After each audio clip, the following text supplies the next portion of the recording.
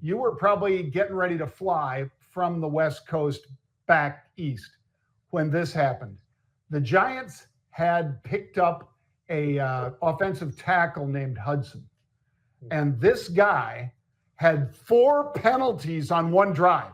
And Pete, he was trying to slug guys. He was jumping on top of guys. He's an offensive tackle, mind you. I don't know what he was on, Pete. Of course, I wouldn't know. I'm not in the locker room. I don't know if he's on something or if he's just mentally loose. But, Pete, they bang, 15-yard personal foul. Bang, 15-yard personal foul. Bang, 15-yard personal foul. And then jumps off sides. And, Pete, he is literally swinging at the defensive end for Dallas. And Russell Wilson looked as good as I've seen Russell Wilson look in a long time. And yet they had to settle for a field goal in a situation, Pete, where they drove basically way down to the 2-yard line, and then this guy backed him up. The only tackle I've seen as bad as that one, and he's just bad, is your offensive tackle. What is his name? Schul or something like that? Your left tackle for the Vikings? Terrible. Yeah, he got hurt too, I think, A swinging door. I mean, just look out! Look out! We call that the lookout block. Oh, my God. I don't know how Kevin O'Connell keeps that guy out there, Pete, because he's going to get J.J. McCarthy killed. That's what happens, folks. That's why they call it the blind side, because almost happened last night, John. That one hit that he took late in the game, and they twisted his head around or whatever, and when he got up, his face mask was turned here this way for JJ. That's not going to cut it. And I think that the offensive line, they were so proud of their offensive line at the beginning of the year, John. They've got a few injuries for sure, but they signed a couple of big players there from the Indianapolis Colts, actually. And you know what? They're not doing their job, and neither is the defense. They couldn't stop anything on the run yesterday. That defense that B-Flow and everybody talks about all the time. I had arguments with guys on Twitter yesterday about it because they say, well, the offense is terrible. Yeah, they are. But how about if you're on defense, you maybe want to tackle the running back once in a while. You don't let him go about 11 yards a carry. So, anyway. I'll say this, Pete, real quick. Yeah. The head coach needs to get the damn play in there fast. Yep. Because he is not giving McCarthy time. You can see it because, he'll put his hands over his ears so he can hear the shortwave or the walkie-talkie into his helmet, and then they cut it off, as you guys all know, if you watch football enough. But he's not getting the ball he's not getting him out of the huddle, Pete, until 10 seconds, sometimes 9 seconds. In other words, you cannot check down. You can barely get the snap count up and going if a player is going in motion or changing or whatever. Stop overthinking it. Stop overthinking it and give him time. And get rid of that tackle. The left tackle sucks. Overthinking and not thinking very clearly, and that's a real problem. You're right. All right, let's stay with the NFL, John, a little bit right now. Who are the 2 best? We're only 2 weeks into the season, and that's why it's fun, because like so many people do, we're going to do the same damn thing. Right now, who are the best 2 teams in all of football? I'll tell you, it's interesting because I think it's 2 teams that already have played each other once, week 1, and I think it's Buffalo and I think it's Baltimore. And here's why. In week 1, Buffalo comes back in the fourth quarter, John. Second half, they scored 28 points. In the fourth quarter, they scored 22 of those points. And they came back. And you know what? It was because of the running, but also mostly the passing of Josh Allen. Well, that completely flipped in week 2. And now all of a sudden, Josh Allen still looked pretty damn good, but the running back actually started carrying the ball. I like to see something like that. The same thing's going on with Baltimore. Now, Baltimore lost against the Buffalo Bills, right? And you say, well, start looking at some of the numbers. You look over at what that running back, Derrick Henry, did, John. He absolutely was a beast. I think he averaged almost 10 a carry in that game. So he's a freak show. But you know what? Lamar didn't really show as much because they were able to run the ball. Week 2, Cleveland Browns, they decided, you know what? We're going to stack it. We're going to make Lamar beat us. Well, that was a mistake because Lamar can beat him. He threw 4 touchdowns in the game, John. Yeah, they stopped Derrick Henry.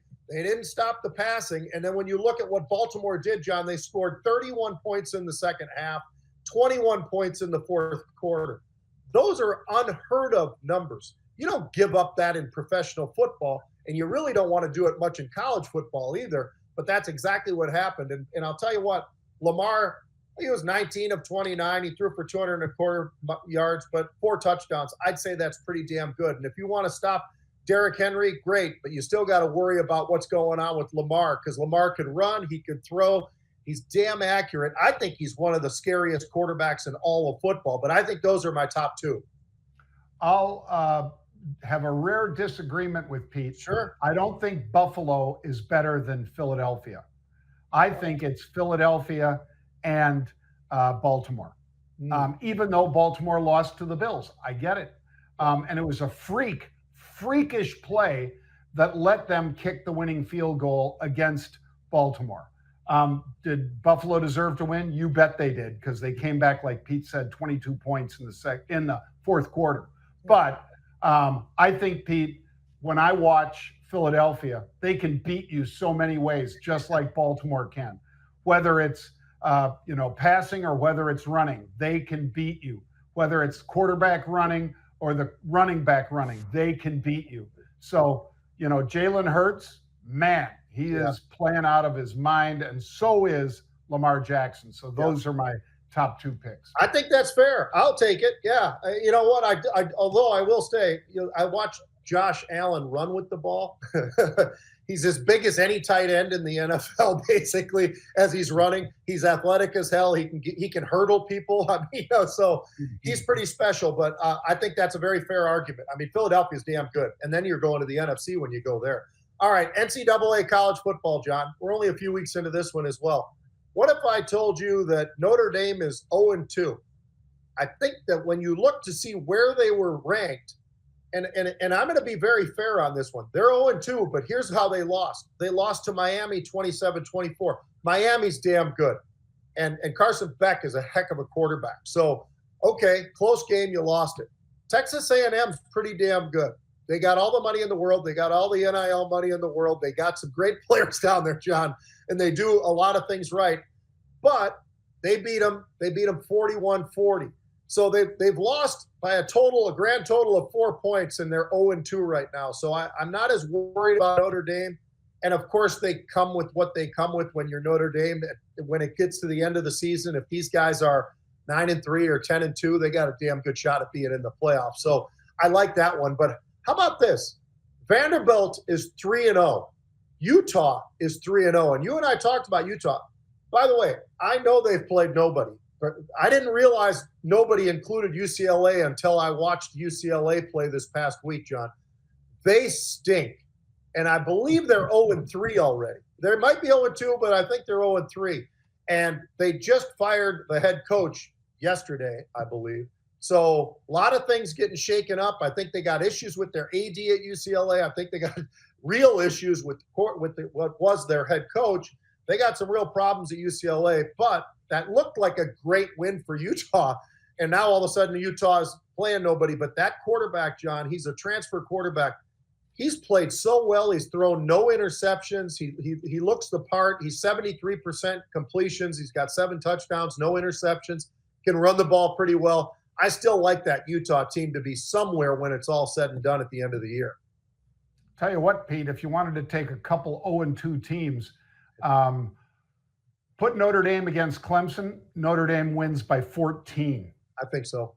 I mean, Clemson just looks horrible for a team that was, certainly top 20 and in many people's minds, top 10. Yeah. And this is what they do. LSU, they're a good team. Yep. And I loved, Pete, how passionate Kelly was after the game in Baton Rouge, because people were asking him, well, when are you going to get a running game together? And he said, we won the game. The idea is to win the game. We played to win the game. Well, what about that? You're thinking about it all wrong. We played to win the game. And he's right. You played to win the game. I mean, you look at freaking Clemson right now. I don't know what they're planning to do. Like you said, Notre Dame, they had to come back at the end to make it close against Miami. That wasn't their highlight reel. But freaking Texas A&M, I almost said Baylor. Texas A&M, Notre Dame was beaten up on them, but their defense could not stop, except for an interception, Pete. They could not stop them.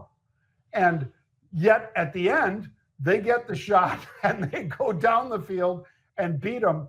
But that Notre Dame team isn't as bad as an 0-2 start, but Clemson is as bad as an 0-2 start, in my opinion. And we love Klubnik coming in. He had a good year last year. He was one of the better quarterbacks, obviously, maybe even in line for a potential Heisman. That's probably that book's been closed, I would say. That ship has failed. He's going to have to light it up, John, to get even back into that game, because there's some guys out there that look pretty damn good already. And if they continue on, he's not going to be in that top three. But yeah, a lot of fun in college football. It's fun to kind of kick things around. It's really early. It's way too early, but that's what makes it even more fun, is to kind of just chit-chat about that in the NFL as well. So we'll see if some of those different teams change over the next 5-6 weeks now. We won't talk about that part, but we'll certainly be talking more about football for sure.